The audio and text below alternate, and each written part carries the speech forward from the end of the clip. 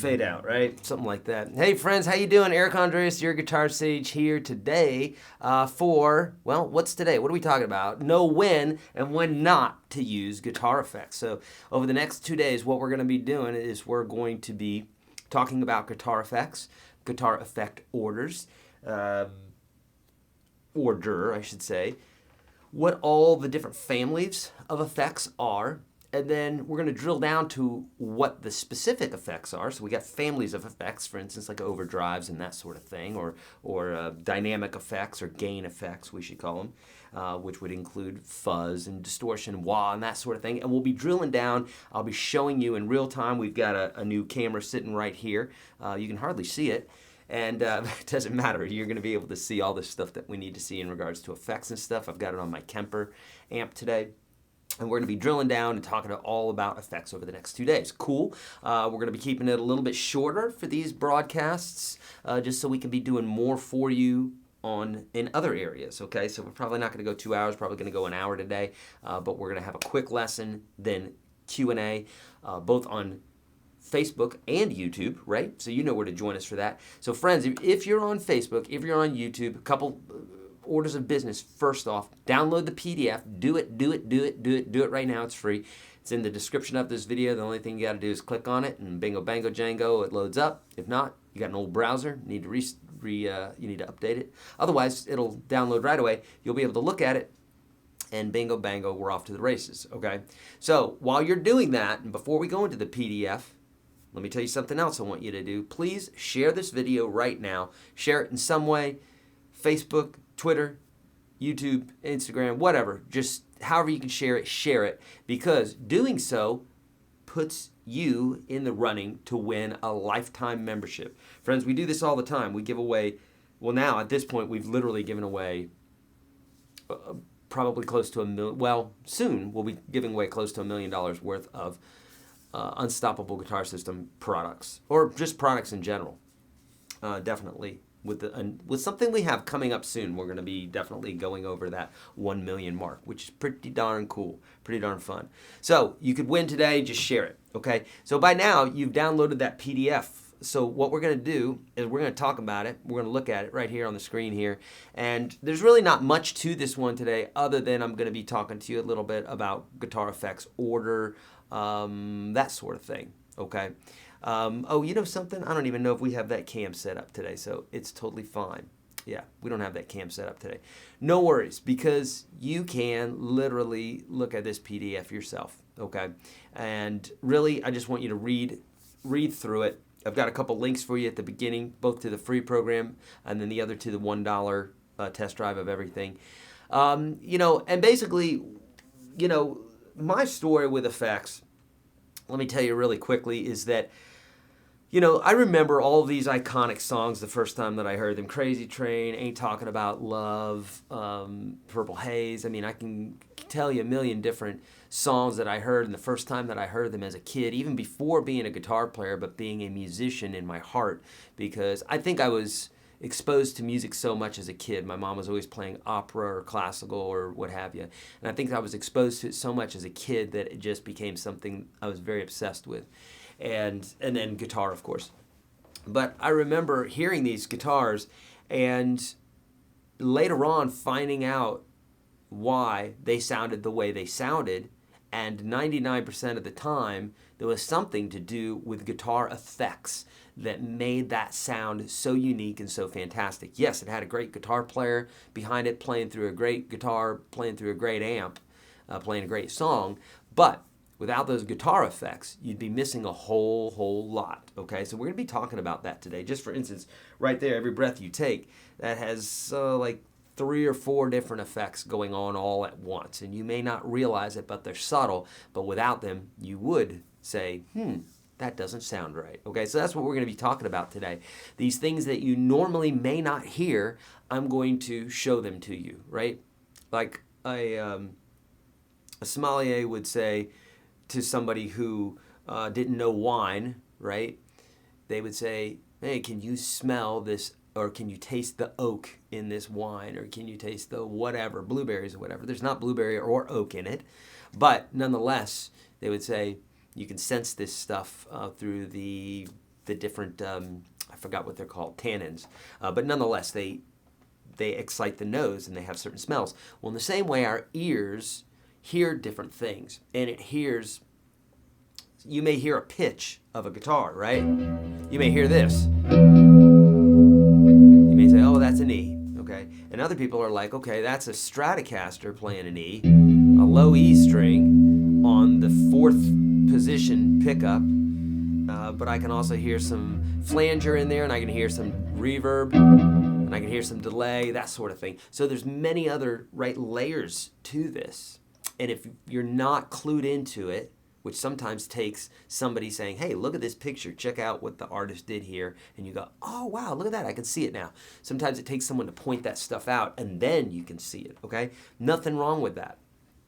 Okay, so nothing wrong with that, and that's what we're going to be doing today, and I'm going to be showing you how we're going to come up with these effects and how we're going to use them usefully. Use them usefully. Okay, so let's talk about it really quickly here. So there's a few different ways that you can think about guitar effects order. There's kind of a broad view of it, and this is all, by the way, covered in the PDF that I've got for you that you can find in the description of the video, okay? So make sure you check that out. Okay, so also I'm going to have to pull up my YouTube feed over again because for some reason it's not there. So let's talk about it here real quickly while I'm pulling this up. So really, there are different types of effects. There are time effects in the PDF. Shut your mouth there, YourGuitarSage. I'm in the middle of something. There are dynamics. There are gain effects, modulation, time, and volume, just to name a few, okay? And these are different families of effects. Now, under those different families of effects, we've got all manner of classic effects that are out, and then new ones that are coming about every single day. In fact, today, more than any other time in the history of guitar, there's more effects than any other time. People are coming out with them all the time, new effects, okay? So this is cool for folks like us who play guitar and we want to have different sounds and what have you, okay? So, all right, I've got this up, so sorry, I had to do that. Getting my YouTube and my Facebook comments up so I can answer you, okay? All right, so here's the deal. Let's talk about it from top down. Dynamic effects. Dynamic effects would be things like wahs, compressors. Dynamics are things that control the dynamics of the sound, how loud or quiet it is. Okay, so compressors would be one of those. Limiters would be another. Now, and when I'm telling you these things today, you've got to hear them with a grain of salt. Okay, because the order of these effects really depends on how you want to paint your picture. With that being said, there are some definitive ways that most guitar players set up their effects, and there's reasons why, and we'll go into that, and I'm sure you guys are going to have questions about that. Okay, so dynamic effects would be things like, sometimes people put the volume pedal at the front, some people put them at the back, some people have both for different reasons, okay? Gain would be the next stage, things like overdrives, distortion, fuzz pedals, that sort of thing, okay? Those things that, boost pedals, something that makes the guitar have more oomph to it, okay? Then you have modulation effects. Modulation effects are things that basically change the pitch, in essence, of what you're hearing. Now, you may not be the usual changing of pitch like you might think, but what's happening is if you take two pitches and you change one of them just slightly, just barely, then you have different sounds, things like flangers and phasers and choruses and that sort of thing. So we'll talk about that. That's called modulation. We also have actual pitch effect, whammy pedal, that sort of thing. Then we have time-based effects, which is things like delays, reverb, some people call that echo. And then lastly, some folks will put the volume pedal right near the end, some sort of something to clean it up, like a hush limiter or a hush pedal. And so those are the basic families, okay? But we're going to drill down even further here, okay? So what I want you to do is take a look here. This is my Kemper amp here that we've got set up. And the Kemper amp is set up really nicely because you can get to everything super quick. So unlike a pedal board, which you can get to very quickly, but you have to go down to the pedals, this is right here where we can reach it and all that good stuff. So let's talk about this sound that I was using for Every Breath You Take. Okay, and what I want you to do is I'm going to start exciting your ear to getting you to listen to stuff maybe in a way that you haven't before. Okay, so I'm going to play this, and what I want you to do is I want you to think. You can write it down, you can say it out loud, you can think it in your head, whatever. I want you to think how many different effects you're hearing right now. Okay.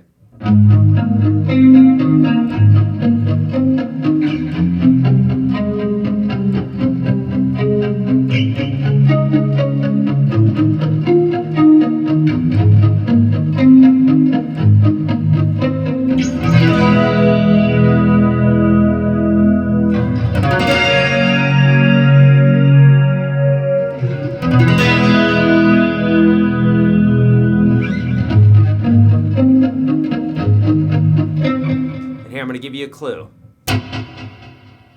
Okay, so right off the top of your head, you probably know that there's some delay going on, some time-based effects.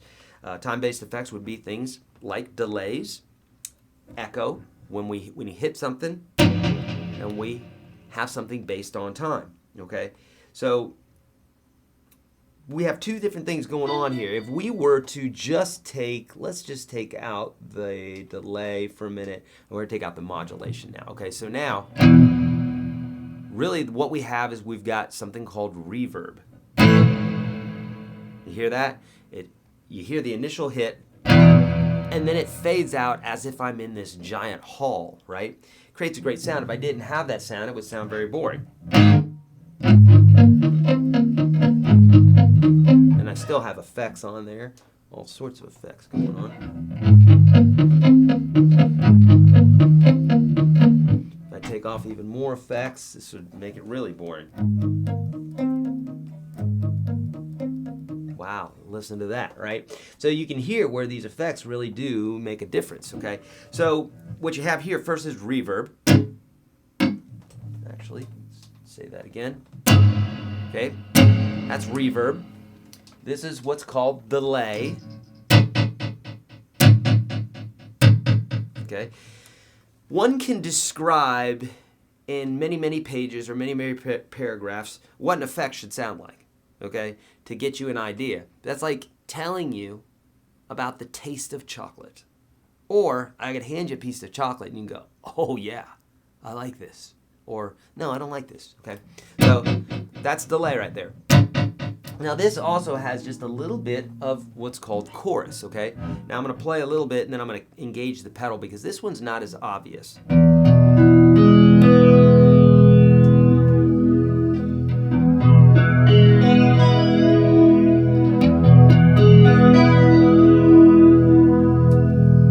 There's off. There it is on.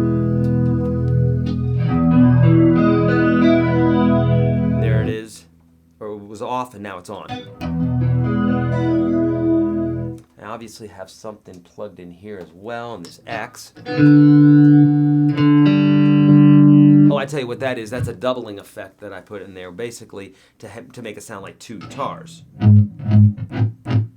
It's a very slight slapback echo. So slight that you can't even tell.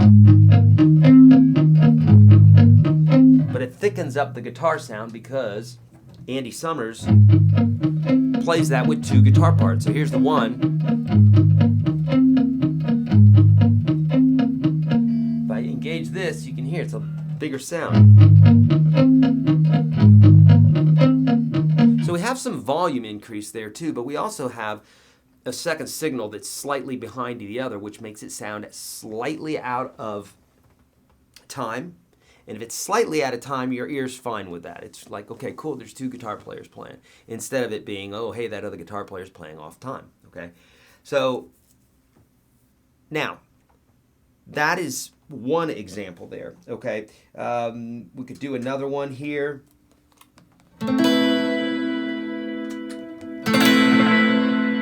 Here you have lots of reverb. You've got some echo, right? Here.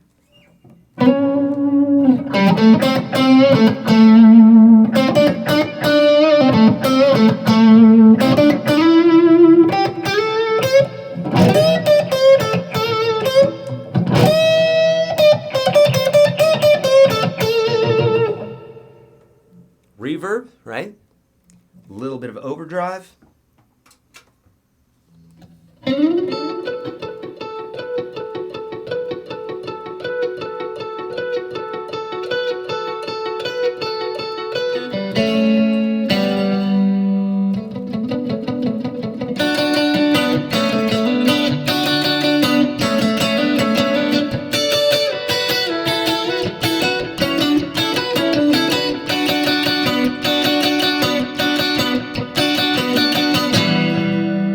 Delay, got some reverb, have a little bit of overdrive, but I want to wallop it up a little bit, even more so.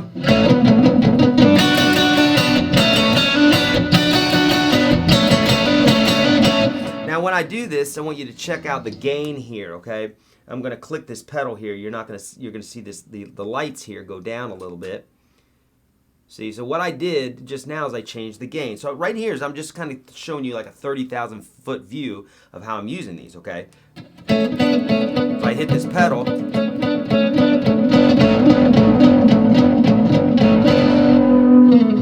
which to me is a little bit hot. I don't want that hot. So I'm actually going to store that because I'm actually using that patch right now for a gig that I'm doing. So there you go. Now I'm changing it back to that kind of cleaner sound there, okay? Now, all right, so that gives you just kind of a basic idea of some effects, right? But what we're gonna do over today and tomorrow is I'm actually gonna go a little bit longer here. I think I'm gonna go about a half hour of teaching, then about a half hour of questions, and that's how we're gonna handle it, okay? Because I still wanna show you some more stuff here. So, lots and lots of different types of effects. We need to really kind of talk about that 30,000 foot view. So let's talk about, first off, let's talk about gain, okay? So gain is going to be those effects that create a driving type of sound, right?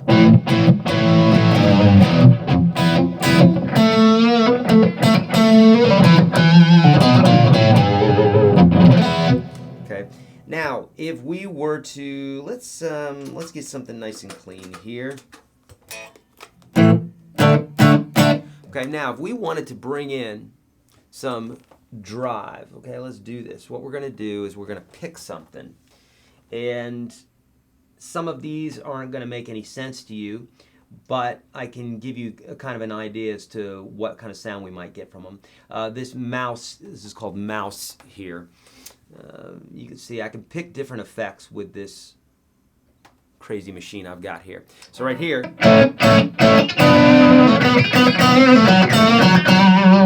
that's an overdrive or distortion pedal. If I want that to ramp up, I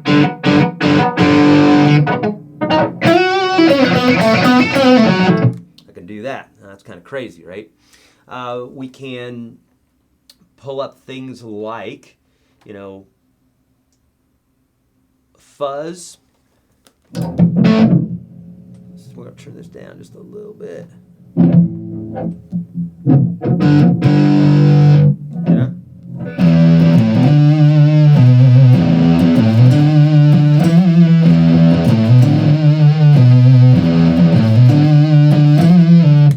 All right. All sorts of different effects that we can use for gain, but the big ones are overdrive, distortion, and fuzz. You just heard fuzz, you heard distortion. Let's find an overdrive here. So, and there's different kinds. So for instance, the green scream is like a tube screamer, right? This is great for kind of Stevie Ray Vaughan type stuff. Okay,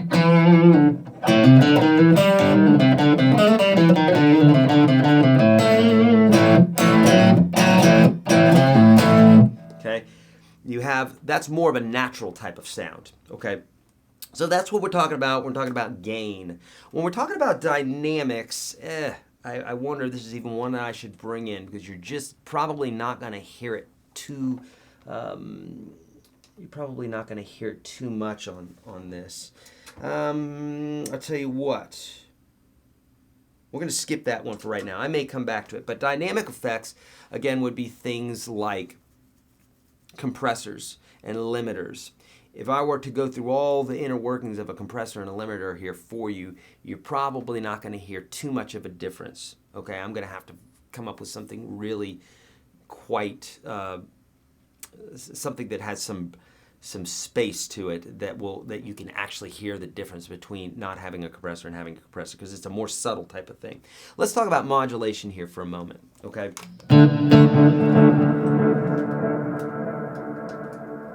Okay, so modulation are those effects that sound, well, like in this case here we have tremolo.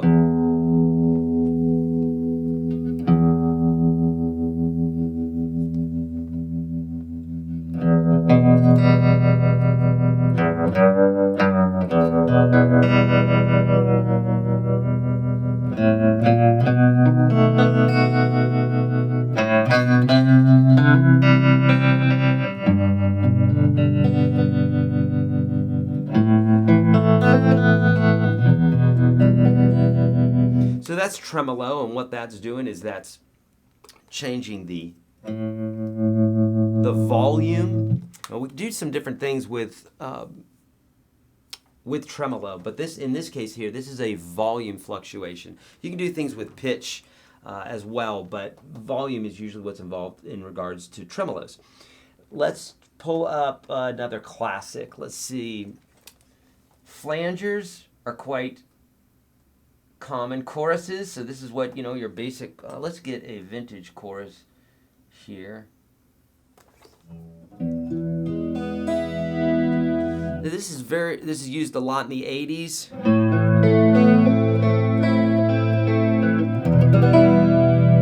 Just creates it creates a classy, vintagey, a kind of 80s sound, but to me it always reminds me of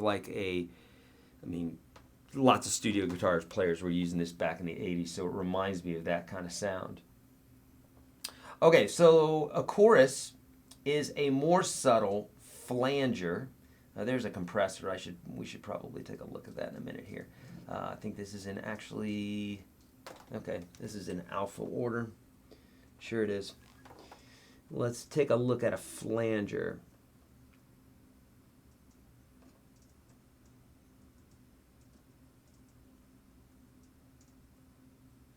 Here are choruses. Okay, so flangers and also phasers. So these would be all under modulation. So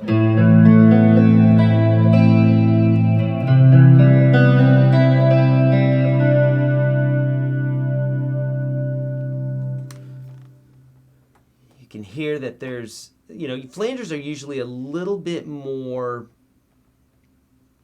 in your face, okay, than a chorus. Chorus and flanger are very similar, but the flanger is more, you can hear it louder, okay? Phaser is going to be like, again, another ramped up level. You can hear a real swooshing sound in these, okay? I'm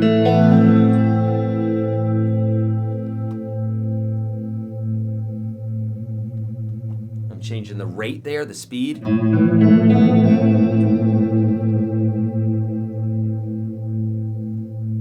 Depth. So if I don't want it to be very obvious, I'll just put it on a low depth. Otherwise, if I want it nice and obvious, I'll crank it up. Okay. Those would be things like modulations. Okay. Then we've got time-based effects, and we talked about that. So delays. Let's talk about that here. So delays, This one's a little bit easier to show you because really these two knobs are the main things that we need in regards to timing, or in regards to what we're hearing. We're going to use this button here as well to tap out the timing in just a moment. So if we have a song that's like 1, 2, 3, 4, 1, 2, 3, 4, I can tap 2, 3, 4, tap 2, 3, 4, tap 2, 3, 4, and that's going to give me my tempo now.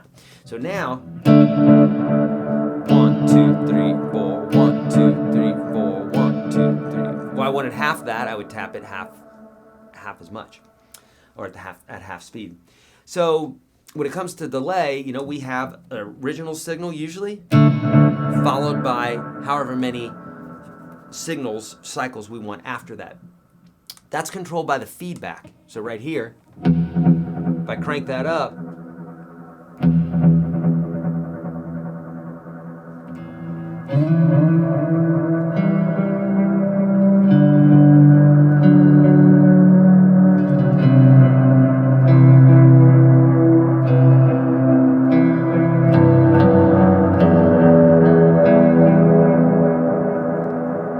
here it keeps going. If I crank this mix up,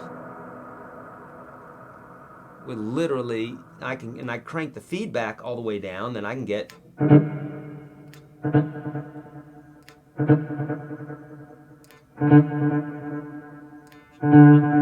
now the feedback I'm having over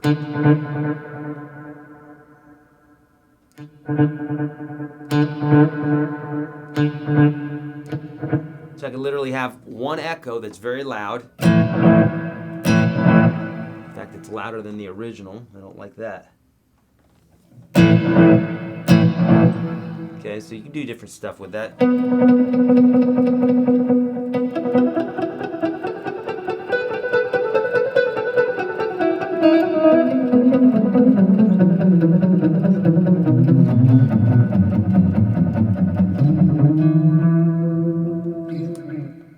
Okay, that's what delay does. And then lastly, we've got reverb. So we're just 30,000 foot view here on this stuff, right? So there's our reverb sound, no delay. Okay, our reverb switch is on here. And we hear that nice, big, spacious sound. If I increase the time of that, we can make that very long.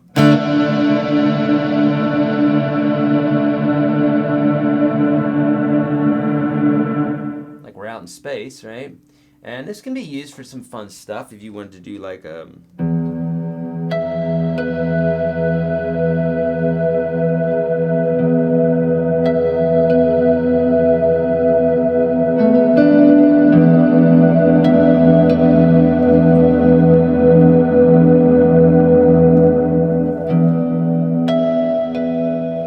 even where I had it there, on most reverbs, when you crank it all the way, it's set to infinity, and so it will go on for a long, long time. Okay, in some cases, infinity, like it'll just sit there and loop. Sounds like this one will. But if you just crank this back any little bit, it dies out. Okay, so but still long. And your mix is how much you're getting. So for instance, we could have a really long reverb there, but have it very quiet. Okay? Or yeah. So I can play.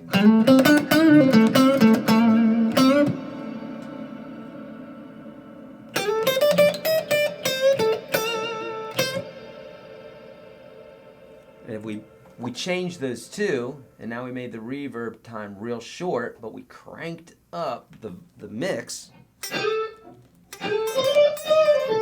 In fact, that's too much because I don't hear the original.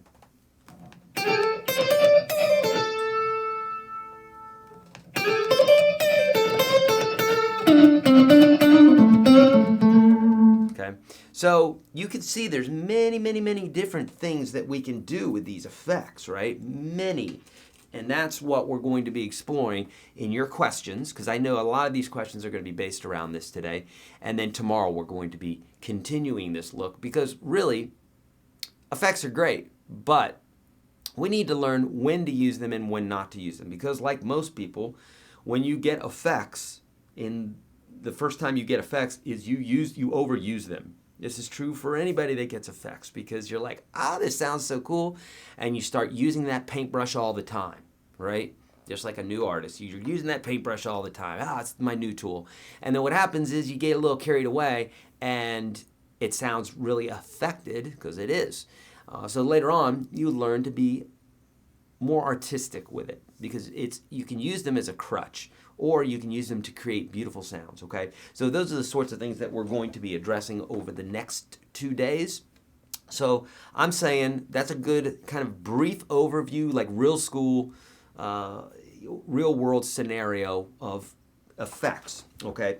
But we need to drill down. We need to get further, because I know you guys have some questions here as well, okay? So let's get into those questions.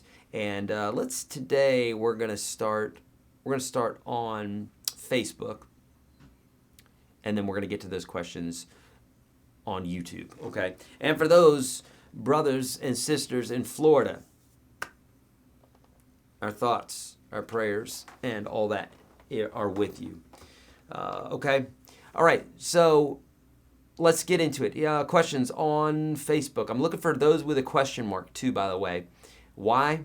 Because there's a lot of questions in here, and it's so much easier if I have a question mark. And that's how they do it here. They put question marks at the end when there's a question. All right, here we go. What's up, Alan? Got my pedal board. Nice, Tom. Beautiful. Dan's using an acoustic simulator, blues driver, distortion, reverb on occasion. Yeah, exactly. And a chorus for those 80s songs. See, Dan knows what I'm talking about. Okay, good. Not a lot of questions here on Facebook. No questions. All right, great. Let's get to some questions here on YouTube. Fire away, my friends. And I'm looking for those comments with a question. Question mark. Wow, am I the only analog guy here? Terry, no, I'm an analog guy. I've got about $4,000 worth of analog pedals sitting over here. But I don't use them right now. Why? I've been an analog guy my whole life. I've been analog and digital. I've been both. But the effects that are in this thing they wow me. And I'm not missing my analog gear whatsoever. Nothing against it, but I'm also not one of those guys who's going to say I'm analog because I'm analog and because it's cool to be analog. It's like, if it sounds great, great. And if digital sounds great, great. Like, do what works for you. So analog is great. But I'll give you a word of advice to those out there who are like, I've got to have analog or I'm going to die. It's not quite like that anymore. There was, back in the day, there's some effects that would sound better analog, but anymore, there's some fantastic and hybrids as well. So there's some amazing digital effects out there, and there's some hybrids to where they're using analog circuitry, but they're using digital technology to route and to memorize and that sort of thing. I've got an example of that. I've got an Empress super delay, and it's all analog, but yet it memorizes different patches and stuff like that. So pretty cool stuff. So yeah, no, I'm an analog guy too. Someone has a Pod 500X. Those are amazing bits. Yeah. Mark is saying, I'm a new UGS member. Is there a way to get advanced notice of live videos like this one? Mark,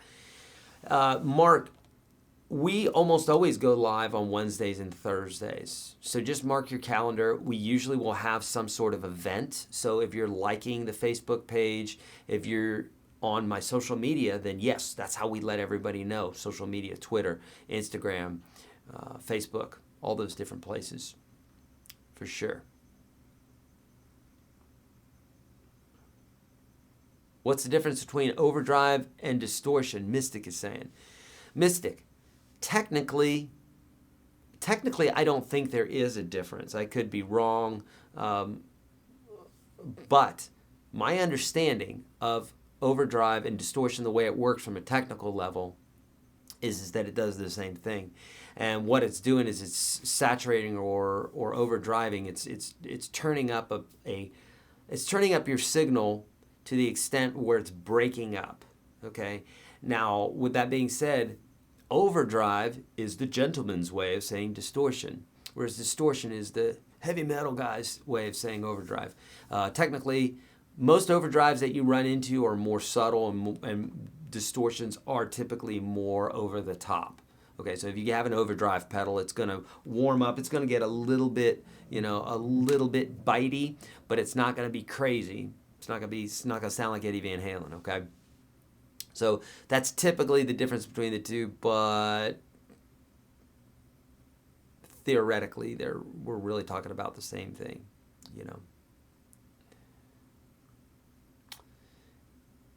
Did Eric say what model Kemper profile that is? Subskip. I don't think they only have one. They only have one. It's the Kemper Profiler. I don't think they have different models. From my understanding, at least when I bought this one recently here, they didn't. Yeah. Okay, have been learning for a while. Just bought a Strat Infinity. How to begin with effects? Many, many question marks.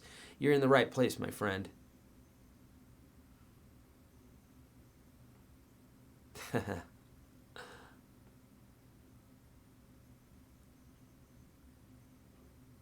All right, good. All right, good stuff. All right, all sorts of questions here. Reverb, that's right. Delay. Okay. What's a dynamic range inhibitor? Ooh, that sounds scary. I don't know. I'd stay away from that pedal. Now, a dynamic range inhibitor. Let's talk about that. Well, just from the name, dynamic range. So dynamic is volume, right? The quietness or loudness of something, and range, of course, is how that's the spread, right? So dynamic range inhibitor or limiter, inhibitor. To me, that probably is a compressor. Is what you're talking about there.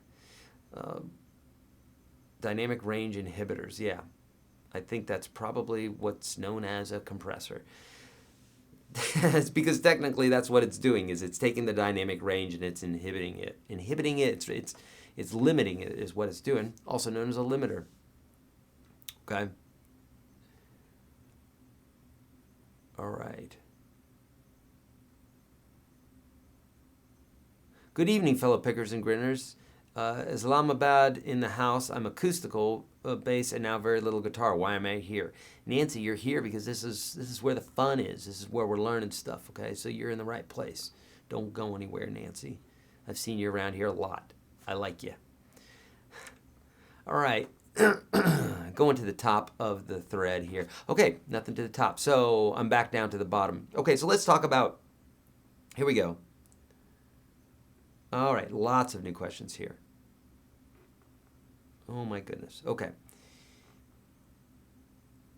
Here we go. Let's just scrap one of these. What effects are better up front and which ones are better through the loop? Let's talk about this again and why, okay? Because I mentioned it to you really quickly, but I didn't go into the whys, okay? So a lot of times things like wahs and compressors will go at the front of your chain, okay? So what we mean by chain is this. Guitar, here's a cable. The cable's going into which pedal first, and then which pedal after that, and which pedal after that. Doesn't matter if you're left or right, doesn't matter. Essentially, what we're looking for which pedal is the guitar plugged into first, which one is it plugged into last, and what's the spectrum in between, okay? So a lot of times, wahs and compressors go at the beginning. Wahs, because if you're feeding a wah through an overdrive pedal or distortion pedal, wahs don't like to be after a distortion pedal. They just sound a little different. Now, with me saying all this, you can break the rules at any time. You're not going to blow anything up for the most part, okay? You can do this. You can try out different things. Chances are whatever you're trying has been done before. So you're probably not digging in an unmined vein, okay?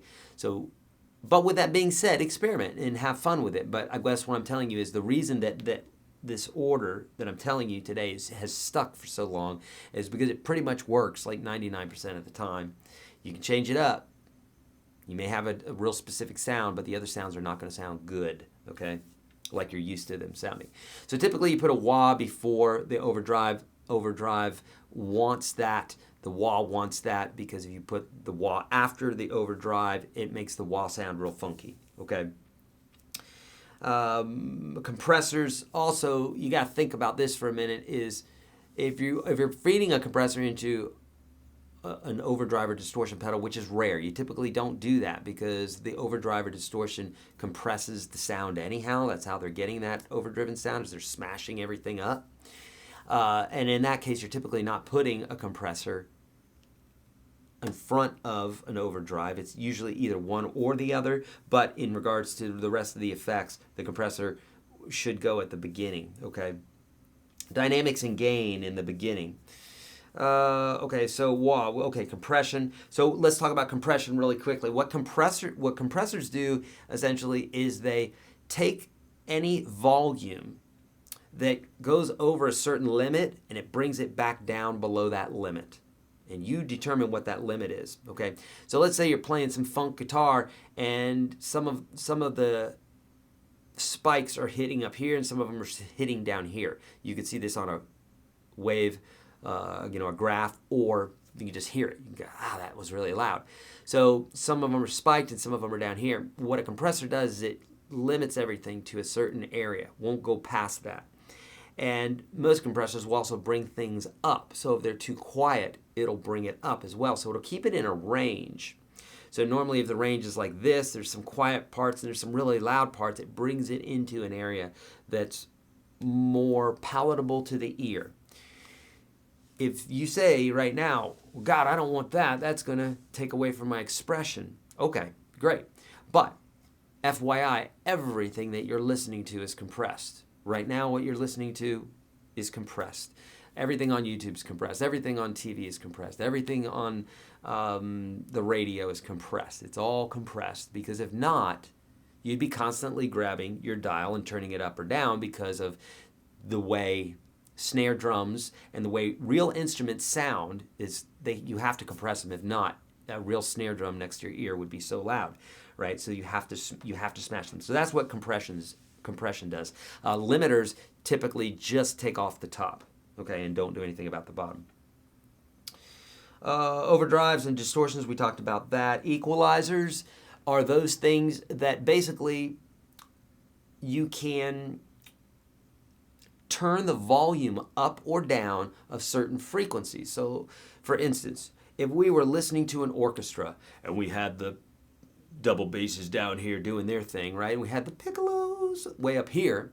Well, if we said, man, those piccolo flutes are way too loud, then what I could do is I could go to that frequency range in the equalizer and I could find out what the frequency range is, and then I could just turn that down, and it would automatically turn down those flutes as opposed to the double basses. Or if the double basses were too loud, I figured out what that frequency is and I can pull that out. In fact, engineers have gotten so good at this that they can take they can take a single bit now, and equalizers have gotten so good that they can notch out one little area. Let's say there's a mistake or there's a constant sound on a guitar, maybe it's a buzzing screw or something like that. Sometimes that can be taken out. Now, with that being said, you're also taking out a little sliver of the rest of the mix as well, okay? But it can be done. That's what an equalizer does. It allows you to contour the sound, highs, lows, and mids, okay? Pitch effects. Pitch effects are those effects that adjust the actual pitch of of whatever you're playing. So just like we could bend a note, okay? Just like I could go. Just like I could do that, we can use a pedal for that. We talked about modulation. We talked about level kind of, but level would be things like your overdrive or your volume pedal.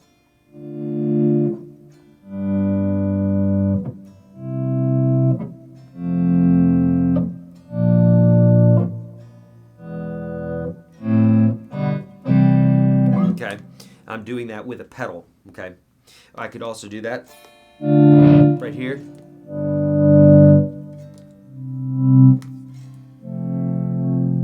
Okay, and last is going to be a delay and echo. Okay, all right, good stuff. What do you think about smartphone interfaces like iRig and Amplitude? I love them and I use them all the time, James. Have I ever tried to use pedals for an acoustic guitar? I have, lots of times, indeed. Where would you put the volume pedal in the chain? Great question, Jeff. So for me, I have my volume pedal before the delay and before the reverb, but after everything else. Okay, so you can imagine I've got, wah, overdrive, compressors, all that stuff in the front, pitch, modulation, equalizers, all that good stuff here. Then I've got the volume pedal. Then I have the delay and then reverb. Why? Because if I had the volume pedal all the way at the end, then if I wanted to, say, swell something into the delay and then have the delay still there when I pull the volume out, then I would have to have it before the delay. So for instance, here we go. I'm going to play this chord. I'm going to swell it in with my pedal, and I'm going to take the pedal back to 0. Right now it's on 0. Can't hear anything here, but you can still hear the delay happening.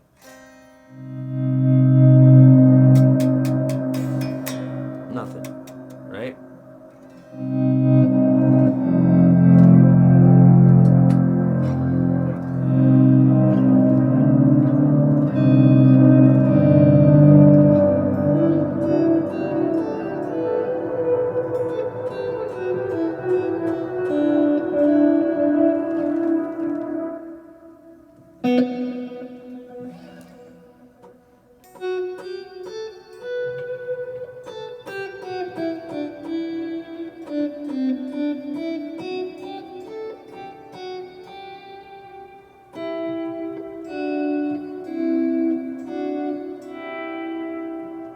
Okay, so that's where I like my volume pedals, because then I can hear that delay happening afterwards. Some people will put them in different places for different reasons, but if you're doing anything in regards to anything with reverb and delay, you're really going to want to have that volume pedal where I'm telling you there. It's going to help a lot. Dave R's, if you got your eye on a Kemper, Dave, go get it today. Don't waste any more time. It's amazing. It's amazing. Using a hyper fuzz clean boost with my Strat, should I put it before or after the Line 6 M5? Easy, it depends on how you're using the Line 6 M5. So the Line 6 M5, I mentioned this to a lot of y'all. In fact, Line 6 has a new pedal to replace that. I forgot what it's called. I just saw it the other day. I don't have it yet. But basically, it's a Swiss Army knife pedal, like I always call the M5, in that it does everything. But Easty, depending on what you're using it for, is going to depend on where you're putting that fuzz, right? So if you're using the M5 for delay, then yeah, the fuzz would go before it. If you're using that M5 as a wah pedal, then you would want to put it before the fuzz. Cool? So Michael's saying, what is the easiest way to get the right tap tempo for delay? So Michael, it depends on what you're looking for, okay? That's the thing. Because in order to get the right tempo, you just need to be able to count and then tap the button, okay? So for instance, if it's every breath you take and it's 1, 2, 3, 4, 1, 2, 3, 4, and I'm coming here, right? And I'm like 1, 2, 3, 4, 1, 2, 3, 4. That's how to do it. You just click it when it's actually, on the actual tempo of the song. But so like according to my amp, or I should say the way that I can adjust my amp, is I could say do dotted quarter notes. Every time I tap, do dotted quarter notes, or do whole notes, or do eighth notes, or whatever. So depending on how your delay is set up, you may be able to do that, or you may not be able to do that, okay? All right, great question. Thoughts on compression pedals? I use them especially when I'm doing some 80s stuff. The compressors are used a lot. Other than that, I don't use them too much. I use them like in things like funk, or again, if I'm just trying to get a good 80s sound, because it was just used a lot. But other than that, I don't use it too much. And if I do, if I am using a compressor, I try not to smash the sound. Okay, I try to have there to be some sort of dynamic range for me there. Hey, I sound like that guy I was making fun of earlier. Okay, laugh out loud. Acoustic on effects, did you say? I did it a few times, tapping, wah, solo, etc. Yeah, and it doesn't have to be that sort of thing. I mean, just for an acoustic guitar, you could have just a slight bit of reverb. So that's what I'm talking about. Let's say we were trying to come up with an acoustic sound, right? And we're strumming. Well, that might be a little much. Maybe I would do something like take the reverb way down.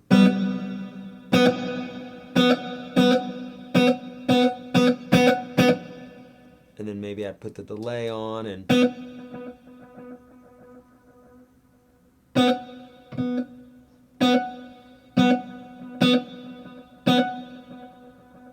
maybe something like that if I was strumming, you know?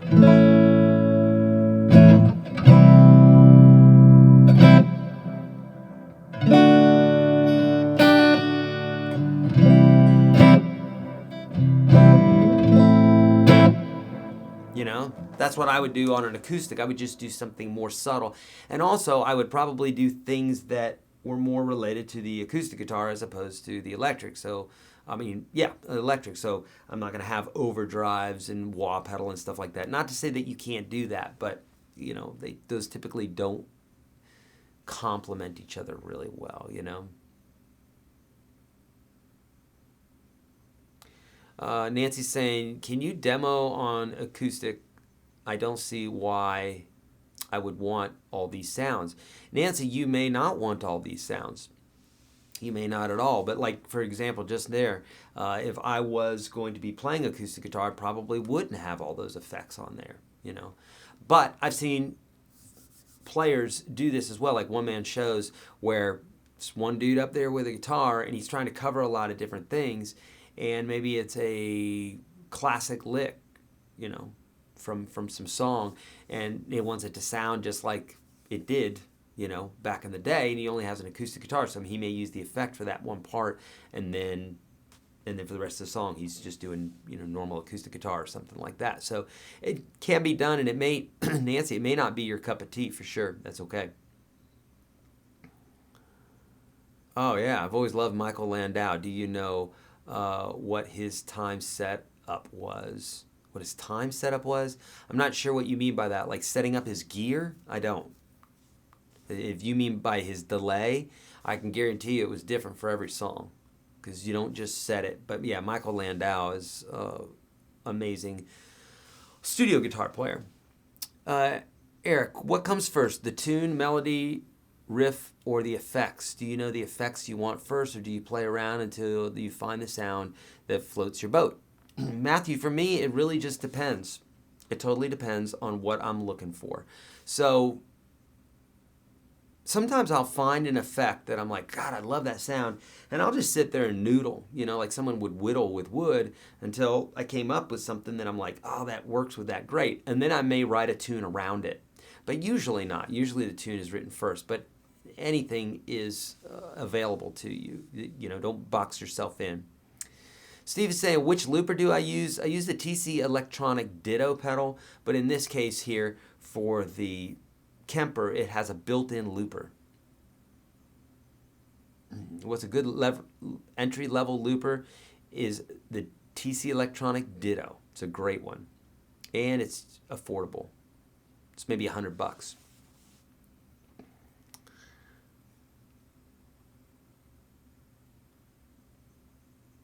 Okay, I have the Studio One. Is there a built-in looper? I don't know that one. I have a Studio One Artist. Yeah, you may want to Google search that one, my friend. I do not know. Can a looper pedal be used with a Viper? One. A looper pedal can be used with any amp. Doesn't matter. Yeah. Good.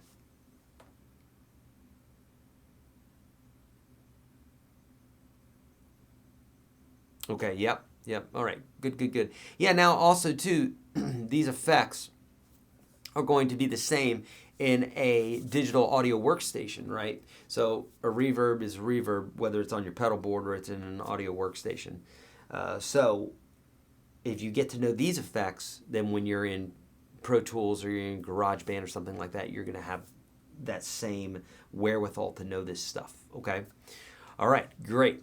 My friends, we're doing something new here. We're cutting things off short because we got lots and lots of videos to do, okay? So we're going to be doing 1-hour shows from now on. Well, probably so on these Tuesdays or on these Wednesdays and Thursdays.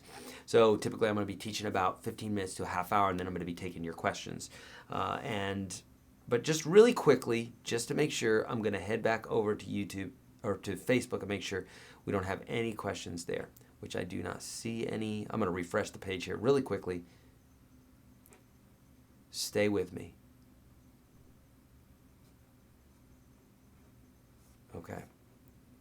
In YouTube, great questions today. All right, Facebook's not cooperating, so that's it. Plus, we're at a 1 hour mark. Friends, make sure you download that PDF. Very important that you download that PDF. And join us tomorrow because we're going to talk more about how to usefully use guitar effects. Today what I wanted to do is I wanted to give you a brief overview of what the different effects do and show you the different parameters, give you the different families, the order, and all that good stuff. This is covered in the PDF that's at Facebook and YouTube. Get that right now. And then join us here again tomorrow, 11 a.m. Central Standard Time, where we will be digging in a little bit deeper here. And to leave for about a minute here, what I'm going to do is I'm going to pull up a little something that has lots and lots of delay and reverb here.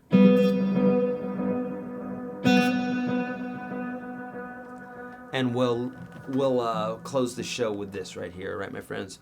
Join us tomorrow, 11 a.m. Central Standard Time. And by the way, please share this. Share, because it will give you an opportunity to win one of my lifetime memberships to Unstoppable Guitar System /365. Okay, here we go. All right, so.